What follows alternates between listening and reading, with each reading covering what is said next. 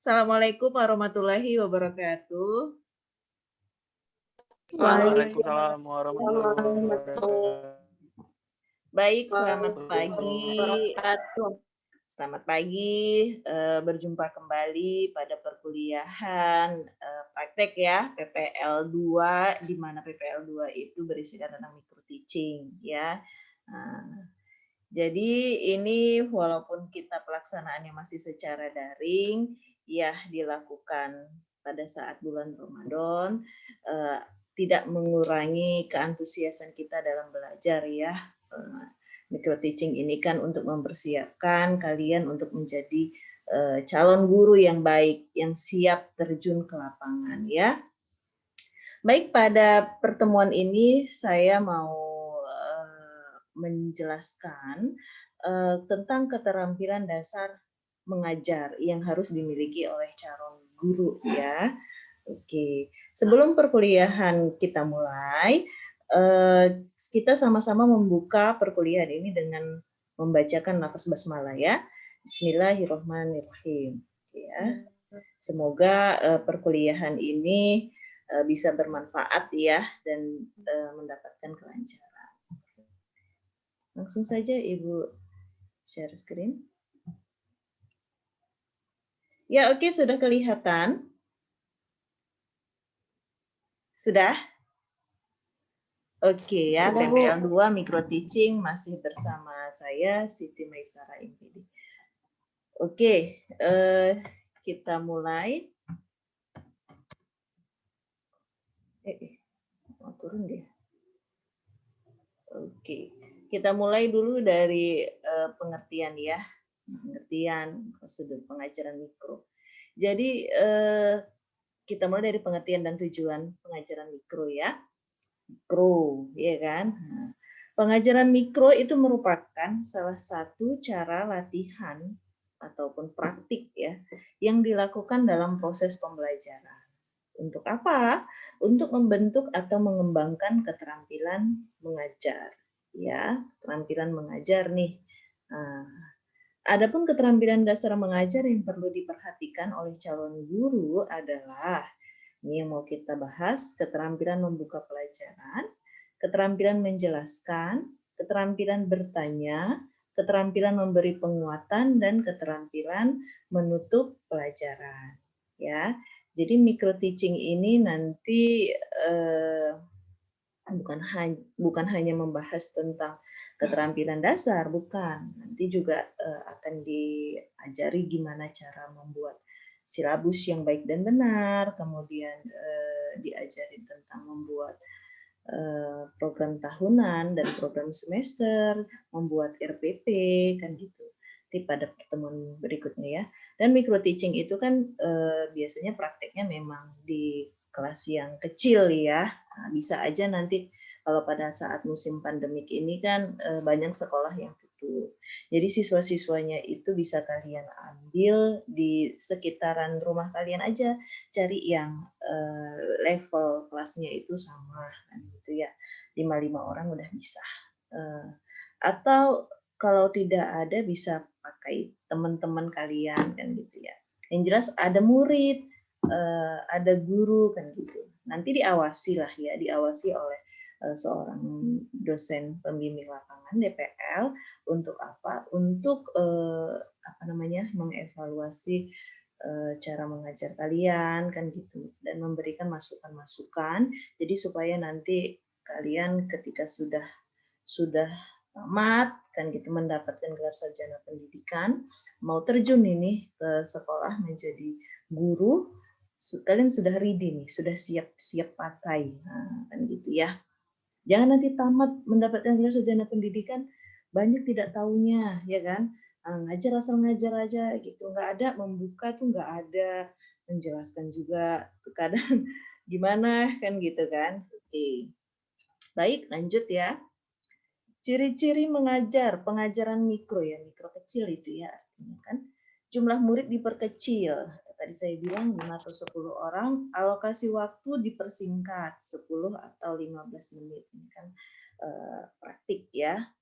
Jadi enggak seperti yang satu JPL itu bisa mencapai 40 menit ya kan? 45 menit untuk yang SMA kan. Kemudian kegiatan mengajar difokuskan pada keterampilan mengajar tertentu. Nah, itu tadi yang 5 aja ya, saya minta yang 5 aja. Kemudian bahan pelajaran hanya mencakup 1 atau 2 aspek yang sederhana. Jadi karena waktunya itu singkat, nggak mungkin kan, materinya itu terlalu padat kan gitu. Kita hanya cuman, ingin melihat bagaimana kalian mengajarkan, sudah oke belum? Strategi apa yang digunakan? Media apa? Kan gitu-gitu ya. Oke, ini di sini ada rencana pertemuan. Pertemuan 1 ini kita pertemuan perdana ya. Ada keterampilan dasar mengajar. Kemudian pertemuan kedua kita akan membahas tentang silabus dan sistem penilaian untuk 1 kompetensi dasar. Ya, kita buat silabus. Kemudian pertemuan ketiga program tahunan dan program semester. Nanti saya ajari gimana cara membuat ini ya. Kita harus ada ini kalender akademik. Kalender apa ya? Kan ada tuh dijual tuh kalender sekolah ya. Nanti kalau nggak ada di searching aja di internet. Hari efektif belajar. Jadi kita harus tahu tuh minggu keberapa. Kita harus punya itu. Kemudian pertemuan keempat strategi pembelajaran siswa active learning. Jadi nanti pada saat pembuatan RPP itu strateginya harus apa sih kan gitu. Kan nggak mungkin kita buat asal-asalan aja ya. Pertemuan kelima kita bahas tentang RPP. Pertemuan ke-6 sampai ke-8, nah itu kalian ya membuat RPP sebanyak 3. Kemudian pertemuan 9 sampai dengan 10 membuat 3 video pembelajaran sesuai RPP dengan alokasi waktu kurang dari 10 menit atau sama dengan 10 menit ya untuk masing-masing video pembelajaran. Kemudian pertemuan 11 sampai 12 membuat laporan PPL ya. Membuat laporan PPL 2 dalam bentuk laporan dan artikel jurnal. Nah, jadi ini tuntutan ya, tuntutan yang dibuat oleh Kalak FITK yang sekarang. Jadi produk dari PPL 2 ini bukan hanya berbentuk laporan seperti biasa. Video iya, nanti ini video pembelajaran tetap diupload ke YouTube ya. Kemarin kan sudah ada masukin nanti ke YouTube-nya Lab FITK. Kemudian selain itu diminta membuat artikel jurnal. Nah, artikel jurnal penelitian misalnya. Jadi saya ajarin gimana caranya. Ya, pertemuan ke-13 submit artikel ke jurnal terakreditasi minimal Sinta 6. Nah, ini tuntutannya. Jadi kita tuh harus kayak buat kayak buat penelitian-penelitian mini riset lah ya dari pembelajaran kita ini.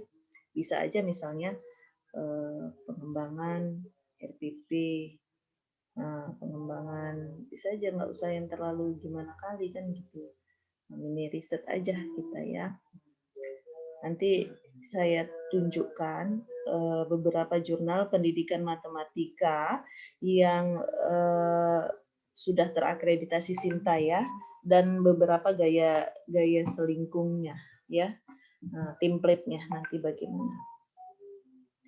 Oke, itu dia. Jadi saya mau kalian memang betul-betul terarah ya. Kemudian ini kita masuk ke pembahasan pertama yaitu keterampilan dasar mengajar. Seperti tadi yang dikemukakan ada 5 ya. Yang pertama itu keterampilan membuka. Nah, jadi membuka pelajaran adalah kegiatan yang dilakukan oleh guru untuk menciptakan suasana siap mental dan menimbulkan perhatian siswa agar terpusat pada hal-hal yang akan dipelajari. Jadi seorang guru nih mau matematika dibuat di jam keberapa? Karena kan kalau sekolah itu satu hari itu kan jamnya padat ya, terkadang bisa sampai 7 mapel ya Pak, kayak gitu kan. 7 JPL. Dan kadang matematika tuh bisa aja pelajaran matematika dibuat ke jam ke-7 misalnya jam-jam siang, jam-jam ngantuk-ngantuknya kan gitu. Ketika pergantian antara guru itu Kan kalian masuk itu ya dengan suasana baru. Kalian harus gimana pun kalian masuk ke kelas yang memang baru, itu tetap harus membuka pelajaran, ya. Bagaimana itu, Bu? Bisa aja kalian, misalnya, ya pasti pembukaan ya, assalamualaikum itu wajib wajib ada, misalnya juga mengisi daftar hadir, eh, atau berdoa dulu atau apa kan gitu ya. Nah, lihat di sini kegiatan membuka pelajaran yang dilakukan dengan baik akan memberikan pengaruh positif terhadap proses dan hasil pembelajaran. Nah, apa-apa aja di situ kalau kalian berhasil nih di sini. Jadi yang pertama timbulnya perhatian dan motivasi siswa untuk mengetahui tugas yang akan dikerjakan. Nah, jadi kalau kalau pada saat membuka aja tidak bisa menarik perhatian, ya jangan salahkan juga siswanya nanti bicara-bicara sama temennya, atau dia entah jalan-jalan, atau mungkin dia tertidur di mejanya, kan gitu. Nah, kadang kita nggak bisa apa ya, sekarang ketindakan siswa itu sekarang udah agak-agak gimana gitu ya. Siswa mengetahui, yang kedua siswa mengetahui batasan tugas yang akan dikerjakan. Oke. Kemudian siswa mempunyai gambaran yang jelas tentang pendekatan-pendekatan yang mungkin diambil dalam mempelajari bagian-bagian dari suatu pelajaran. Kemudian mengetahui hubungan antara pengalaman yang telah dikuasai dengan hal-hal yang akan dipelajari atau yang masih asing baginya. Kemudian siswa dapat menggabungkan fakta, keterampilan, atau konsep yang tercakup dalam suatu peristiwa. Bisa juga kalian mengkaitkan permasalahan itu dengan kehidupan sehari-hari. Ya, bisa aja itu.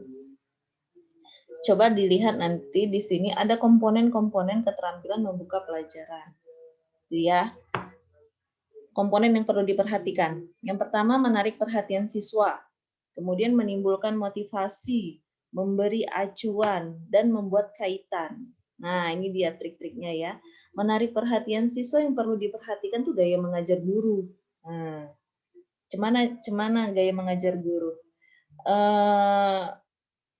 Gimana ya? Terkadang kan ada juga guru tuh yang kesannya memuakkan gitu ya. Terlalu monoton kan gitu, sehingga siswanya tuh aduh gimana gitu ya kan.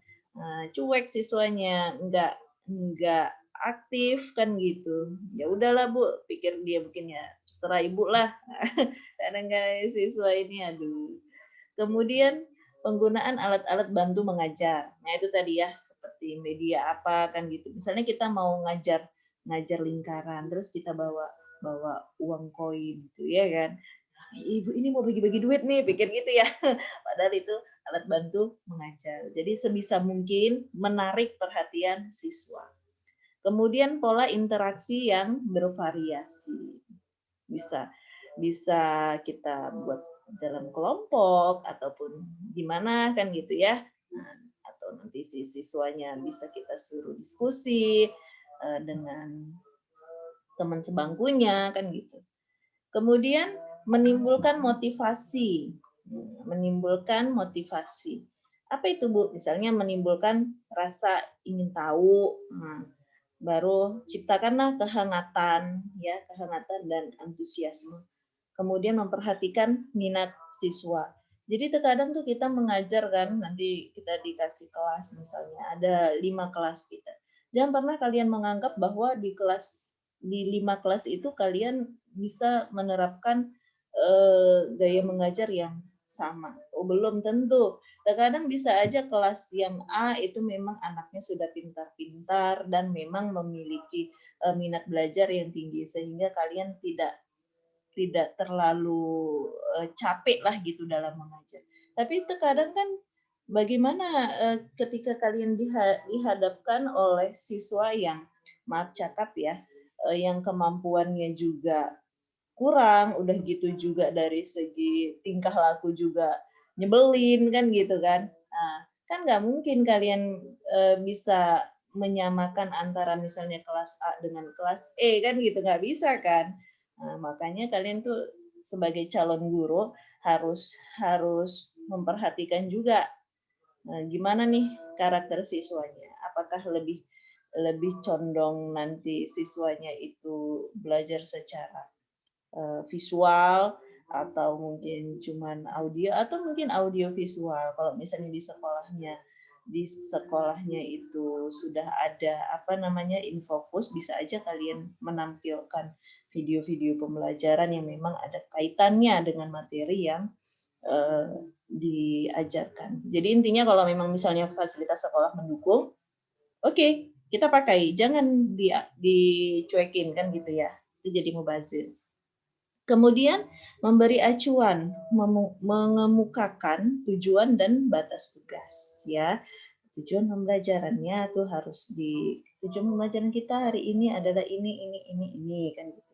Menyarankan langkah-langkah yang dilakukan, mengingatkan masalah pokok yang dibahas. Bisa juga dimulai dengan permasalahan ya. Bisa juga kita mengajukan pertanyaan-pertanyaan. Kemudian ini tadi membuat kaitan antara aspek yang relevan dari bidang studi yang dikenal oleh siswa. Nah, jadi kita yang namanya mengajar itu harus kita kaitkanlah dengan kehidupan sehari-hari ya. Apalagi untuk di sekolah itu ya. Guru membandingkan pengetahuan baru dengan yang telah diketahui siswa. Nah, pasti yang namanya materi matematika itu kan memang ada kaitannya dengan materi sebelumnya karena bersifat hierarkis ya. Kemudian guru menjelaskan konsep sebelum menyajikan bahan secara rinci. Oke. Misalnya itu tadi saya bilang ya, misalnya nih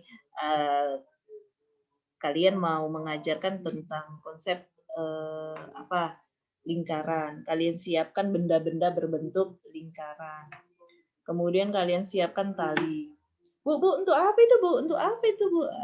Bu, uangnya itu apa, Bu? Apa sih gitu tuh terkadang kan terkadang cakap siswa ini terkadang gimana gitu. Kita nih guru seolah-olah kayak dianggapnya teman atau apa kan gitu kan. Harus tetap menjaga wibawa juga ya.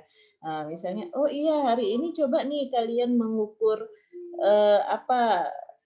lingkarannya ini kan. Lingkaran dari uang logam ini menggunakan misalnya ada tali kan gitu kan. Coba lihat dan sediakan juga roll, misalnya anggaplah karet ini adalah tali ya. Kemudian kita buka lah tali ini kan. Coba lihat berapa sentimeter, gitu. Saya itu jadinya konsep apa itu nanti tuh? Konsep apa itu biasa? Keliling ya, keliling lingkaran tuh ya, mau mendapatkan keliling lingkaran kan. Jadi si siswanya itu diajak untuk untuk terlibat langsung gitu. Jadi bisa menimbulkan semangat dalam belajar kan gitu ya. Jadi nggak langsung kita hari ini bahas integral gini. Jangan langsung kayak gitu ya. Jadi kasih tahu dulu praktik-praktiknya. Oh ternyata hari ini kita mau belajar tentang ini. Tadi keterampilan membuka ya. Kemudian yang kedua adalah keterampilan menjelaskan. Memberikan penjelasan adalah penyajian informasi lisan yang diorganisasikan secara sistematis dengan tujuan. Misalnya untuk menunjukkan adanya hubungan sebab dan akibat atau antara diketahui dengan yang belum diketahui, antara hukum yang berlaku umum dengan bukti atau contoh sehari-hari. Jadi seorang guru tuh wajib menjelaskan ya. Kok beda mahasiswa dengan siswa. Kalau mahasiswa itu kadang kan sudah mandiri ya, lebih mandiri. Jadi dikasih materi, nah kalian cari, kita presentasi. Karena kalau siswa tuh nggak bisa seperti itu, karena kemampuan awal matematikanya juga masih rendah ya, belum setinggi mahasiswa gitu ya. Itu tadi ya. Jadi kalian tuh seorang guru tuh ya tidak ada salahnya, walaupun kalian sudah menguasai materi itu, kalian harus membuat prepare ya, persiapan. Belajar aja juga nggak apa-apa tentang materi itu. Jadi supaya lebih mantap kan gitu ya. Memberikan penjelasan adalah suatu aspek yang amat penting dari kegiatan seorang guru. Interaksi di dalam kelas cenderung dipenuhi oleh kegiatan pembicaraan, baik guru sendiri, guru dan siswa maupun antara siswa dengan siswa. Jadi yang baik itu harus balance ya. Ada komponen-komponen keterampilan menjelaskan nih, ada merencanakan, kemudian pelaksanaan atau penyajian. Di merencanakan apa itu? Guru menunjukkan dengan jelas struktur atau pola sajian, khususnya hubungan contoh dengan hukum atau rumus ya. Jadi setiap rumus yang diberikan harus ada contohnya yang sesuai. Kemudian guru memberikan contoh sesuai dengan usia, pengetahuan dan latar belakang siswa ya. Jadi contohnya itu juga harus disesuaikan ya dengan tingkat usia daripada si siswa itu. Kemudian di pelaksanaan, guru memberikan ikhtisar, butir-butir yang penting. Nah, ini poin-poin penting selama pelajaran maupun di akhir pelajaran, dan bila perlu memberikan penjabaran tambahan. Nah, makanya tadi kita buat, ya poin-poin pentingnya itu apa sih? Dan gitu.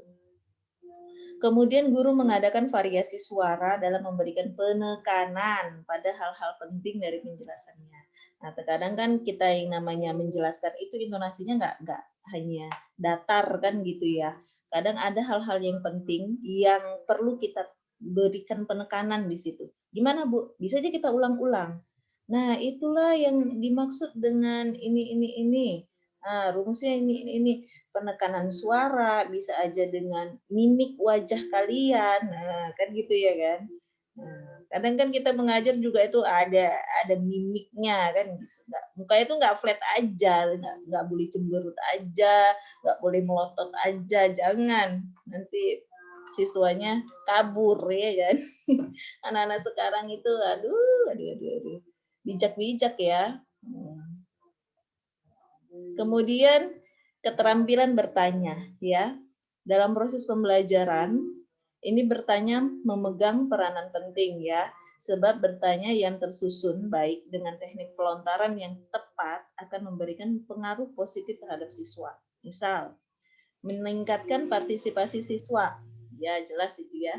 Membangkitkan minat dan rasa ingin tahu. Mengembangkan pola pikir dan cara belajar aktif siswa. Menuntut proses berpikir siswa dan memusatkan perhatian siswa terhadap masalah yang dibahas. Kita juga dari bertanya itu kita bisa mengukur sebetulnya siswa ini paham nggak sih dengan apa yang sudah saya sampaikan, karena kan gitu ya.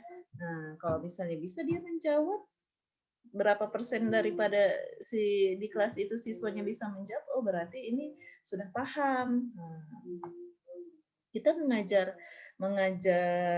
di siswa itu jangan seperti kita mengajarin diri kita sendiri, jangan, karena kita kan kayak kalian kan gitu kan belajar matematika itu sudah lama dari SD, kuliah juga kan. Tapi ketika kalian mengajarkan matematika di awal seperti di SMP atau SMA yang mungkin dia baru tahu, baru kenal dengan istilah tersebut di bangku di kelas itu kan gitu kan, mungkin juga baru pertama kali dengar ketika kalian mengajar, nggak bisa kita paksa siswa harus ini, sekian ini. Makanya kita hanya bisa berbuat rencana ya, dan pelaksanaannya itu ya jika memang sesuai dengan target apa yang kita rencanakan, alhamdulillah kan gitu. Tapi kalaupun misalnya tidak sesuai, berarti kita harus bisa mengevaluasi diri kita sendiri. Apa ya yang salah di saya?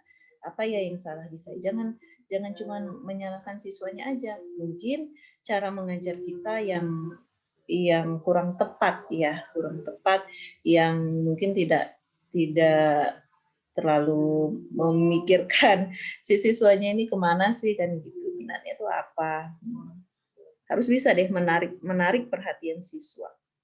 Oke, itu tadi bertanya ya. Nah, ini ada pernah dengar taksonomi belum ya? Pastilah udah semester 6 udah sering mendengar ini. Jadi membuat pertanyaan, ada dia C1, C2, C3, C4, C5, C6. Jadi ada taksonomi Bloom yang versi lama, knowledge, pengetahuan, dan ada taksonomi Bloom yang telah direvisi ya. Ini Anderson, enggak apa ini? tertutupi nih dengan tabel ini. Nanti saya perbaiki ya. Oke. Yang lama dia knowledge, pengetahuan, kemudian di sini remembering, mengingat. Nah, sebenarnya sih maksudnya sama aja, ini hafalan. Kemudian yang kedua, C2 itu comprehension atau pemahaman yang lama, kemudian yang baru itu understanding, memahami, ya. Nah, kemudian untuk C3-nya application, penerapan. Di sini applying, mengaplikasikan. Nah, kemudian yang C4 analysis ya, analisis. Di sini analyzing, menganalisa. Kemudian di sini yang kelima, C5 itu sintesis. Pernah dengar ya kan? Nah, kalau di sini tuh C5-nya justru yang awalnya itu C6. Nah, ini jadi C5, evaluasi, mengevaluasi. Yang keenam yang lama itu kan evaluasi, jadi berubah jadi membuat, mencipta, kreasi. Nah, kan gitu ya. Nah, jadi di C1, C2, C3 ini adalah basic thinking skill. Ya, basic thinking skill. Sementara yang C4, C5, C6 itu adalah higher order thinking skills. Pernah dengar ya? Pernah dengar ya? Jadi kan ada pertanyaan HOTS, ada pertanyaan biasa. Makanya terkadang saya kalau misalnya ada tuh membahas skripsi mahasiswa kan, lagi mereview nih. Katanya soalnya soal HOTS, tapi ditampilkan kok soalnya soal basic thinking kan gitu. Yang cuman berpikir dasar ya, kan gitu. Nah, jadi nanti ada perbedaannya ya. Jadi soal yang analisis, evaluasi, dan membuat itu adalah higher order thinking skills. Ya. Ini saya jelaskan pertanyaan mengingat, remembering ya. Pertanyaan mengingat hanya mengharapkan jawaban yang sifatnya hafalan atau ingatan terhadap apa yang telah ia pelajari. Telah dipelajari siswa ya. Dalam hal ini siswa tidak diminta pendapatnya atau penilaiannya terhadap situasi problema atau suatu persoalan. Jadi di sini ada kata kerja operasional yang digunakan untuk menyusun indikator pada jenjang ini ya, pada level C1, yaitu mendefinisikan, menyebutkan kembali, menuliskan kembali, menunjukkan, menyatakan, menentukan, menghitung, menyelesaikan, dan mengingat kembali. Contoh nih, C1 ya, indikator soalnya adalah mengingat kembali rumus keliling lingkaran. Soalnya apa? Rumus untuk menghitung luas lingkaran adalah, kan cuma gitu doang, cuma mengingat ya kan. Nah, apa nih? VR, 2 VR, C, VR kuadrat, kemudian ini 2 VR kuadrat. Oke, keliling lingkaran apa? VR kuadrat. VR kuadrat. VR. 2 VR. Luas ya, luas. Luas. Oh, ini saya salah. Di sini saya buat di sini keliling, tapi di sini rumusnya adalah luas ya. Seharusnya di sini rumus luas, ya kan? Nah, luas oke, VR kuadrat, tapi kalau keliling itu kan 2 VR ya kan? Atau VD ya. V dikali diameter. Oke, inilah dia contohnya remembering ya. Mengingat. Kemudian ini lagi ada contoh, indikator soalnya adalah memilih bilangan yang bukan anggota himpunan bilangan prima dari beberapa bilangan prima dan bukan prima yang diberikan. Oke. Soalnya bilangan yang bukan termasuk anggota himpunan bilangan prima adalah, ini kan cuma ingat-ingat gitu aja ya kan. Apa di situ? Yang nomor C ya, 4 ya. Oke, itulah dia. Bisa ya, pemahaman itu saya pikir bisa. Kemudian pertanyaan memahami, understanding. Apa di situ? Pertanyaan ini menuntut siswa untuk menjawab dengan jelas, mengorganisir informasi yang pernah diterimanya dengan kata-kata sendiri, atau menginterpretasikan atau membaca informasi yang dilukiskan melalui grafik atau kurva atau dengan jalan membandingkan atau membeda-bedakan ya. Jadi di sini setingkat lebih tinggi dari sekedar dari sekedar mengetahui tadi ya, mengingat, remembering tadi ya. Mengingat itu kan cuman menghafal aja, namanya mengingat ya, diingatkan gitu. Memahami itu setingkat daripada mengingat ya. Contoh lihat di sini. Indikatornya menentukan selisih dari dua bilangan yang disusun dari 4 angka. Di sini ada soal, ini ada kotak ya, 9145. Pertanyaannya, 4 angka di atas disusun dari yang terbesar sampai terkecil.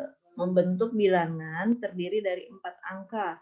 Kemudian disusun suatu bilangan lain yang terdiri dari 4 angka juga, diatur dari angka terkecil sampai terbesar. Selisih antara dua bilangan tersebut adalah, itu kan harus apa ya?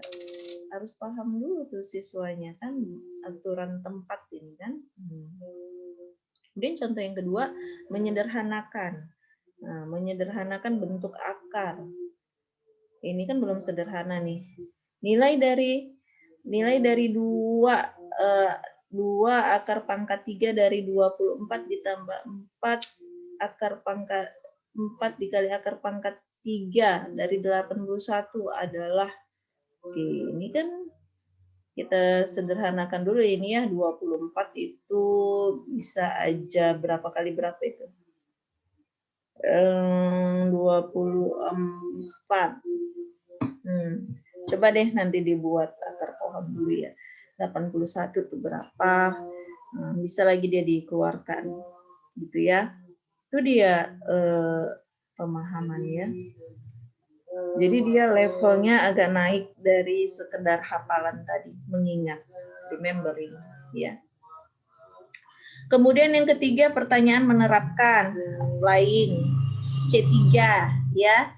Menerapkan adalah proses berpikir yang setingkat lebih tinggi dari sekedar memahami.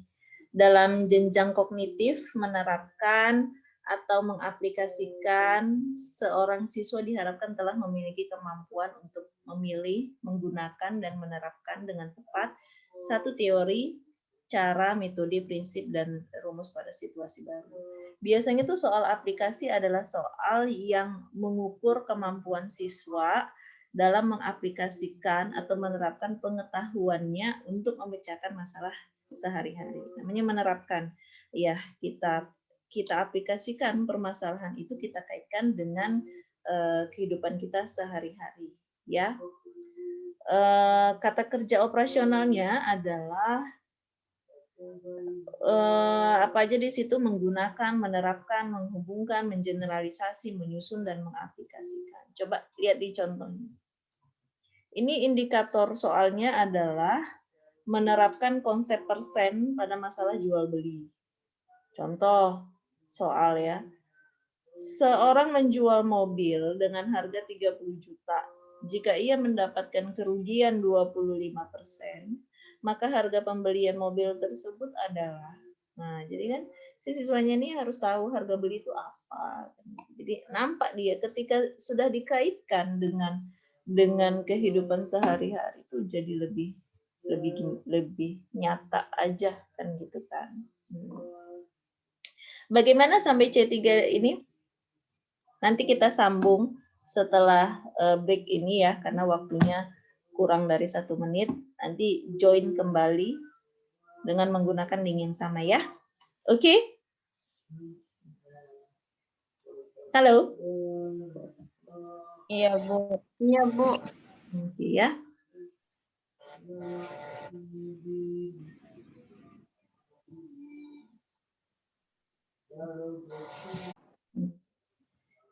Oke, Assalamualaikum warahmatullahi wabarakatuh. Waalaikumsalam warahmatullahi wabarakatuh. Baik, kita lanjut lagi ya. Yang materi kita tadi yang sempat terpotong. Tadi sudah sampai pada contoh soal keterampilan bertanya untuk yang C3 ya. C3 tadi apa? Applying ya.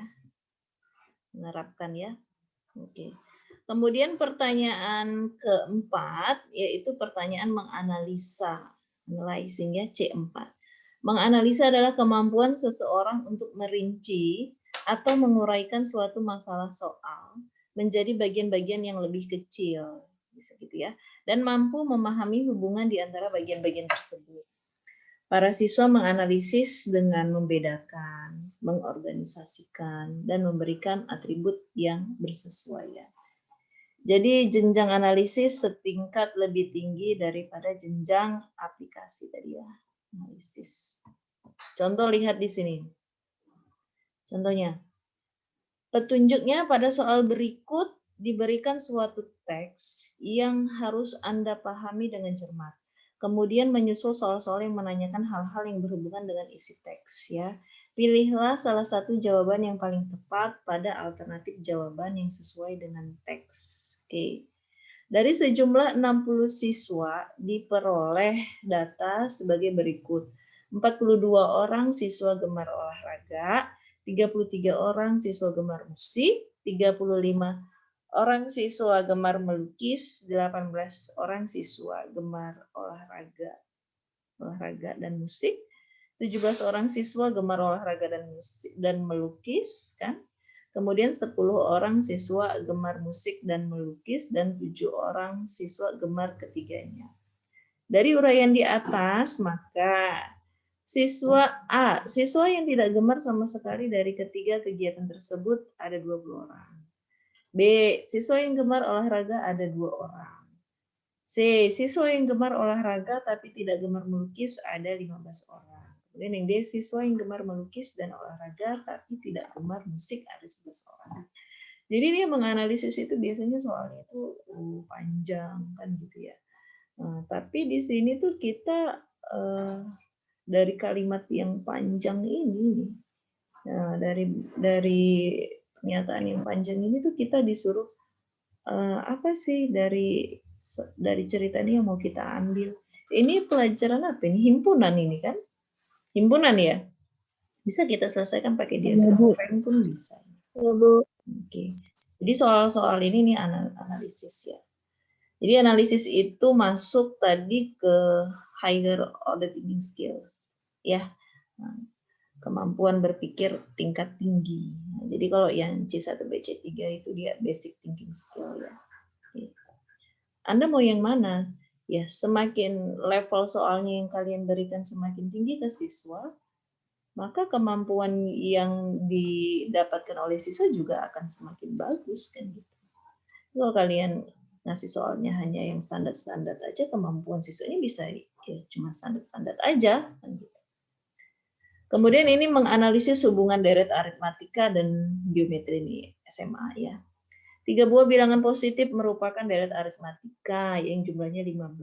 Ya, ada bilangan 2 positif, deret aritmatika yang mempunyai beda yang sama ya. Jumlahnya 15 kalau dijumlahkan. Jika bilangan kedua ditambah 1 dan bilangan ketiga ditambah 5, maka ketiga bilangan itu merupakan deret geometri. Oke, pernyataan yang benar berikut ini adalah deret aritmatika bedanya minus 2, deret geometri mempunyai rasio setengah. Jumlah deret geometri tersebut sama dengan 20, ya kan? Ketiga bilangan tersebut adalah 3, 5, dan 7. Mana nih yang benar kan gitu. Jadi soalnya memang analisis itu agak lebih sulit ya. Karena tidak apa ya, beda tadi. Tidak hanya diketahui, ditanya udah nggak kayak gitu aja dia. Jadi dia ada di situ berpikirnya lagi yang lebih mendalam kan gitu ya. Kemudian C5 pertanyaan mengevaluasi. Nah, mengevaluasi ini taksonomi yang belum direvisi ini masuk ke C6 kan gitu ya. Sementara kalau yang setelah direvisi itu dia masuknya di C5. Mengevaluasi merupakan kemampuan seseorang untuk membuat pertimbangan atau judgement terhadap suatu kondisi, metode, atau ide. Misal, jika seseorang dihadapkan pada beberapa pilihan, maka ia akan mampu memilih satu pilihan yang terbaik sesuai dengan patokan atau kriteria yang ada.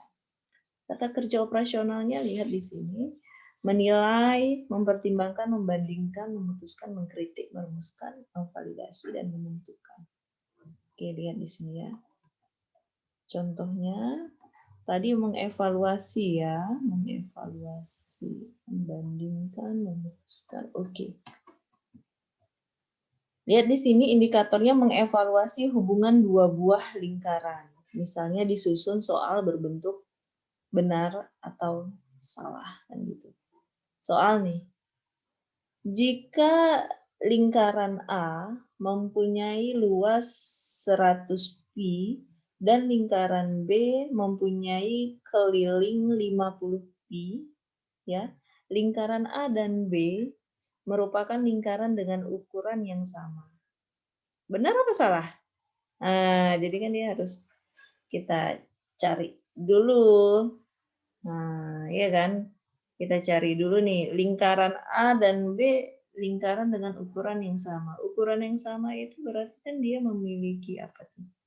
Bisa jadi kita ambil ke diameternya ya misalnya. Saya diameternya yang sama. Kalau diameter sama udah pasti jari-jarinya juga sama. Kan bisa kita ambil. Luas VR kuadrat, kalau keliling apa tadi? 2 VR ya. Lingkaran 1, lingkaran 2. Kemudian ini ada contoh lagi, menemukan langkah-langkah untuk menentukan bilangan prima. Banyaknya bilangan prima antara 0 dan 100 adalah berapa? Adalah 22, 23, 24, 25, atau 26. Ya, kita ini dulu lah. Kita sebutin dulu lah apa-apa aja bilangan prima dari 0 sampai 100, kemudian kita hitung berapa jumlahnya. Itu dia pertanyaan mengevaluasi. C6 ya. Kemudian yang C5. C6-nya pertanyaan membuat kreasi. Atau ada orang yang bilang itu mencipta. Membuat atau menciptakan sebuah proses yang tidak termasuk dalam taksonomi yang lebih dulu, yang terdahulu ya, adalah komponen tertinggi dari versi yang baru ini. Kecakapan ini melibatkan usaha untuk meletakkan berbagai hal secara bersama untuk menghasilkan suatu pengetahuan yang baru. Agar berhasil menghasilkan sesuatu yang baru, maka para pelajar membangkitkan, merencanakan, dan menghasilkan. Contoh, indikatornya menemukan hubungan antara luas dan keliling lingkaran. Soalnya, jika K itu adalah keliling lingkaran dan L adalah luas lingkaran, maka hubungan yang benar. Nah, jadi dia dari pernyataan ini bisa merumuskan persoalan yang rumus yang baru. Hubungannya apa? L sama dengan K dibagi VR. L itu luas, K itu keliling. Nah, ini dari sini. Jadi biasa tuh ada juga itu soal-soal yang kayak seperti ini tuh ada. Nah, ya kan? Nanti kadang kalau kita misalnya melihat di di contoh-contoh soal di PKS atau apa, nanti kalian bisa bedain mana yang kategori mana C1, C2, C3, C4, C5, C6. Itu dari ya. C1 sampai C3 basic thinking skill. C3 sampai C6 higher order thinking skills ya. Kalian mau yang mana? Ya, kalau mau yang bagus kasih dia level yang sampai menuntut untuk berpikir tingkat tinggi ya. Kemudian teknik bertanya. Itu tadi masih keterampilan dasar bertanya tadi ya. Ada tekniknya loh. Kejelasan dan kaitan pertanyaan, jadi harus berkaitan dengan materi sudah pasti. Kemudian kecepatan dan selang waktu. Jadi soal juga harus memperhatikan alokasi waktu ya. Jangan soal waktu yang kalian berikan hanya 10 menit, kalian kasih soalnya 10 juga. Aduh, macam betul aja gitu ya kan. Maulah nggak dikerjakan siswanya nggak siap semua ya kan. Arah dan distribusi penunjukan. Nah, teknik penguatan, teknik menuntun dan menggali. Itu dia yang menggali pengetahuannya pastinya ya. Oke. Itu tadi keterampilan dasar bertanya. Kemudian kita masuk ke keterampilan dasar yang keempat, yaitu keterampilan memberi penguatan. Ya, penguatan. Penguatan itu adalah respon terhadap sesuatu tingkah laku yang dapat meningkatkan kemungkinan berulangnya kembali tingkah laku tersebut. Ya, umpamanya seorang guru memberikan penguatan berupa komentar terhadap pendapat yang baik dari siswa dalam diskusi. Biasa kita buat diskusi ya. Dengan penghargaan komentar itu dapat membesarkan hati siswa, ya. Nah, jadi kalau siswa udah mengemukakan pendapat, jangan kalian bilang, itu pendapat kamu salah. Nah, jangan seperti itu. Kalaupun salah, agak dikasih lagi, kurang tepat ya, sedikit lagi, coba, ayo. Agak-agak dikasih kata-kata kuncinya sampai benar kan gitu kan. Sehingga nanti ia dapat memberikan urunan pikiran yang baik atau yang lebih baik lagi dalam diskusi selanjutnya. Jadi jangan dipatahkan semangat siswa itu ya. Walaupun terkadang pendapat dia itu salah, tapi jangan kita langsung menjudge. Oh itu gini, jangan, kita harus memperhatikan psikologi siswa juga ya. Nanti kita kayak gituin, siswanya nggak mau lagi berpartisipasi. Ada penguatan itu, komponen keterampilan memberi penguatan. Ada secara verbal, ya, lisan kita lah ya. Ada juga non verbal. Yang verbal itu bisa aja berupa kata-kata pujian, dukungan, dorongan yang dipergunakan untuk menguatkan tingkah laku dan penampilan siswa. Ya pokoknya itulah, kalian pun pasti sudah tahu lah gitu ya, gimana caranya kita memberikan pujian kepada siswa kan gitu, dukungan. Ayo yang mana? Ayo ada pendapat lagi yang lain? Ya pendapat ini mengatakan seperti ini. Ini jawabannya masih kurang tepat, hampir mendekati kata tepat. Ada lagi nggak yang mau menambahin lagi? Nah, gitu. Ayo sedikit lagi nih. Gitu. Kemudian ada penguatan nonverbal. Nonverbal itu bisa kita ekspresikan misalnya dengan mimik dan gerakan badan kan gitu ya. Kita nggak boleh kaku loh sebagai guru, nggak boleh. Nah, penguatan dengan cara mendekati. Misalnya kita datangi si siswa yang tadi memberikan komentar. Bisa juga dengan sentuhan. Misalnya kita tepuk apa, kita biasa menepuk apa tuh, biasa pundak ya kan. Nah, pundak siswa kan gitu. Ya pendapat kamu ini sudah begini ya kan gitu. Penguatan dengan kegiatan yang menyenangkan, bisa juga penguatan berupa simbol atau benda gitu. Jadi harus dikuatkan lah kan gitu ya. Itu dia tadi. Kemudian ada keterampilan menutup pelajaran ya, yang terakhir. Jadi itu tadi, ini yang terakhir, menutup pelajaran, ini udah pasti ya, closing ya. Kegiatan yang dilakukan guru untuk mengakhiri kegiatan pelajaran. Usaha menutup pelajaran dimaksudkan untuk memberikan gambaran secara menyeluruh tentang apa yang telah dipelajari, mengetahui tingkat pencapaian dan tingkat keberhasilan guru dalam proses pembelajaran. Ya, oke. Jadi ada komponen-komponennya ini. Yang pertama meninjau kembali dan kedua adalah mengevaluasi. Meninjau kembali misalnya merangkum inti pelajaran. Jadi sebelum tutup ini kan kalian keluar dari kelas. Jadi kalian tuh harus bisa menutup pelajaran dengan cara merangkum inti pelajaran apa yang sudah dibahas selama pertemuan itu ya, membuat ringkasan. Kemudian bisa juga bentuknya adalah evaluasi, mendemonstrasikan keterampilan, mengaplikasikan ide baru, mengekspresikan pendapat siswa. Biasanya juga soal-soal ya, kalau mengevaluasi bisa juga soal-soal tertulis ya, bisa juga nanti kalau nggak cukup waktunya ya PR lah kan gitu. Oke, baik, itu tadi pertemuan kita untuk yang pertama pada PPL 2 Micro Teaching membahas tentang keterampilan dasar mengajar. Ada berapa tadi keterampilan dasar mengajar yang telah kita pelajari? Ada berapa? Ayo. Nah, ini mau closing. 5, Bu. Ada 5. Yang pertama adalah keterampilan membuka pelajaran.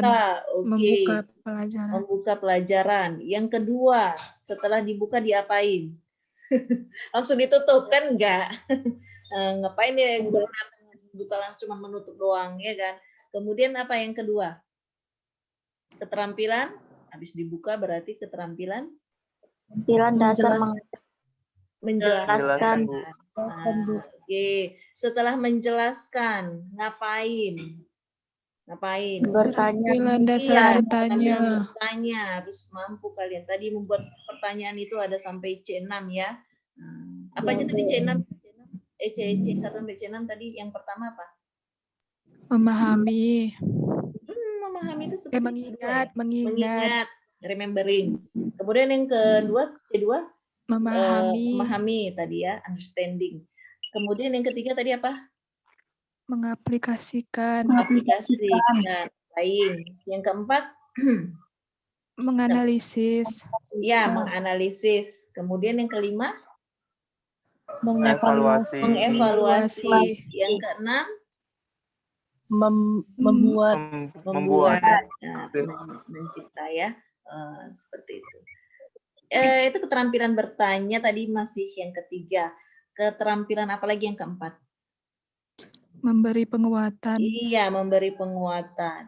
Yang kelima, yang terakhir, keterampilan menutup. pelajaran.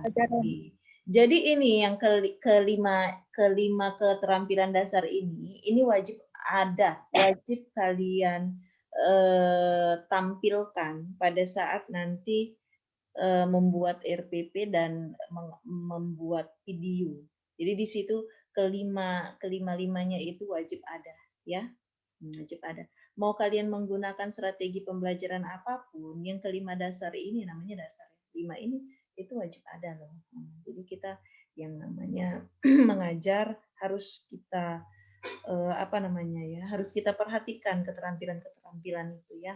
Karena kalau enggak ya kita bisa kaku atau kikuk ya. Kita sudah menyiapkan materi ini, tapi kita nggak bisa menguasai kelas ya, sama aja siswanya nggak bisa mengerti apa yang mau kita sampaikan kan gitu, nggak dapet kan gitu ya. Jadi memang harus rencananya itu memang harus gimana kan gitu kan, harus ready betul. Dan kalian juga untuk memahami keterampilan dasar ini ya memang wajib diketahui oleh seorang mahasiswa calon guru ya.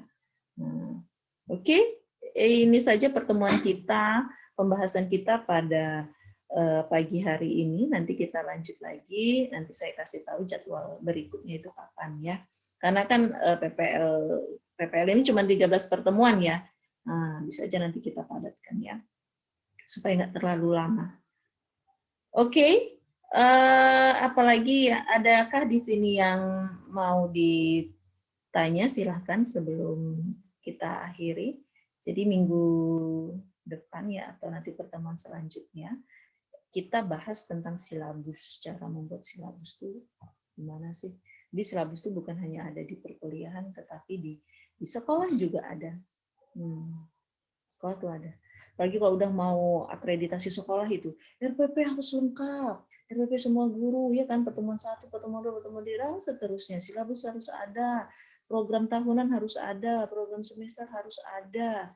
Nah, jadi kalau misalnya kalian nanti jadi guru di sekolah, maksudnya gitu ya, kalian tuh sudah mampu membuat perangkat-perangkat yang seperti itu. Tidak hanya berfokus kepada BOP. Tapi kita sudah berharap, kita minta kepada UIN Sumatera Utara melalui Pak Rektor, melalui Pak WR1 bahwa menyiapkan dana skema pengerjaan dana dari dana BLU.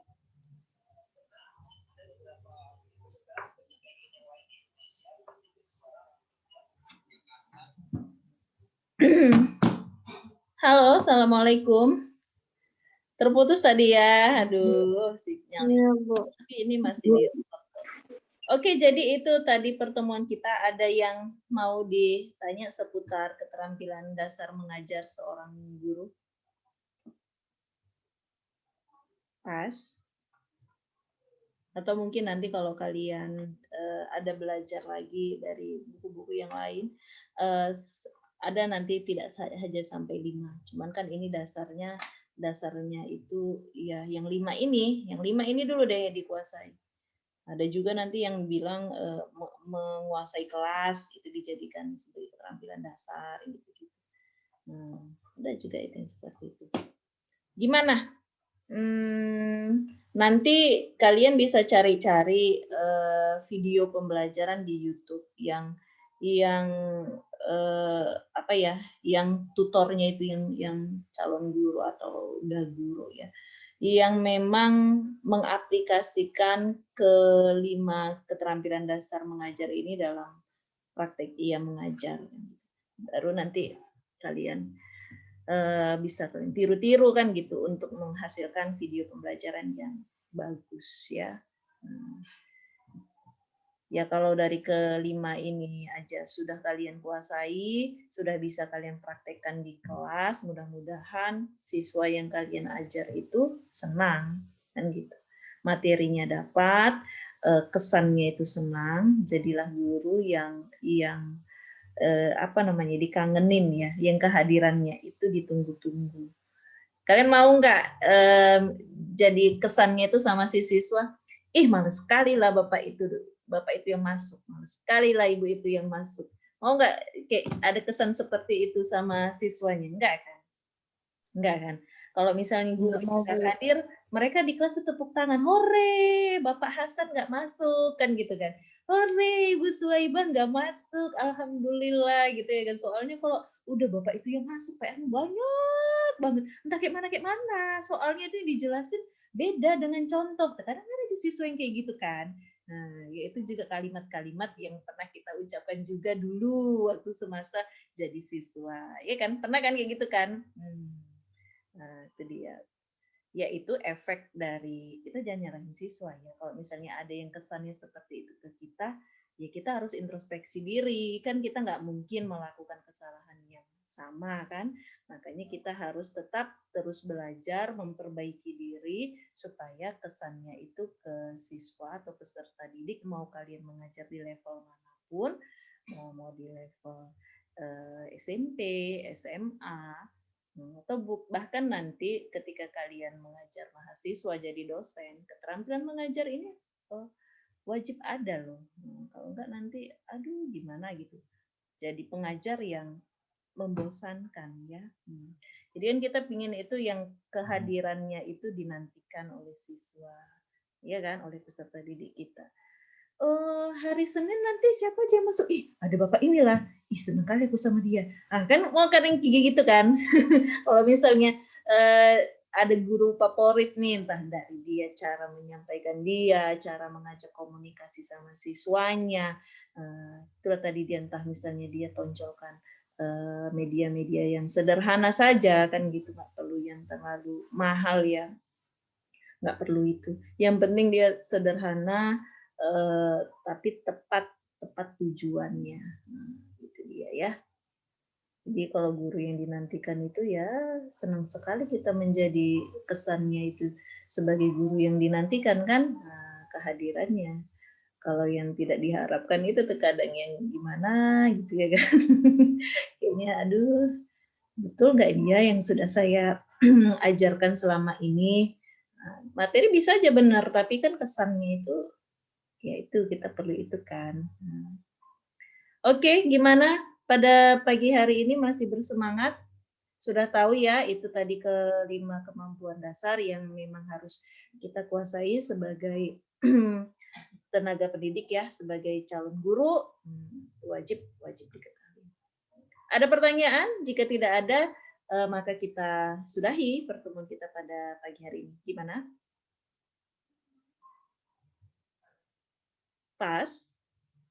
Oke, baik. Kalau seperti itu, kita tutup perkuliahan mikro teaching ini ya, PPL 2 untuk pertemuan pertama, yaitu keterampilan dasar mengajar. Kita lanjutkan ke pertemuan berikutnya. Pertemuan kedua membahas tentang pembuatan silabus ya. Nanti saya kasih kompetensi-kompetensi dasar, baik di kompetensi inti ya sekarang ya. Standar kompetensi dari SMP dan SMA ya. Ya, kalian kan sarjana pendidikan matematika ya, calon sarjana pendidikan matematika. Kita nggak bahas yang di SD ya. Kita bahasnya matematika SMP dan SMA ya. Oke, siap ya. Nanti saya siapkan kasih contoh. Sampai jumpa di minggu depan ya, di pertemuan selanjutnya kita tutup perkuliahan ini dengan sama-sama mengucapkan nafas hamdalah. Alhamdulillahirabbil alamin. Alhamdulillahirabbil alamin. Ya, terima kasih atas perhatiannya, waktunya. Sampai bertemu kembali untuk pertemuan berikutnya, dan selamat menjalankan aktivitas berikutnya ya. Selamat menunaikan ibadah puasa, jangan lemas-lemas. Puasa juga harus tetap produktif ya. Oke, semoga pahala kita semakin banyak kan gitu ya. Gitu ya, oke ya. Sekian dari Ibu. Assalamualaikum warahmatullahi wabarakatuh. Waalaikumsalam warahmatullahi wabarakatuh. Wabarakatuh.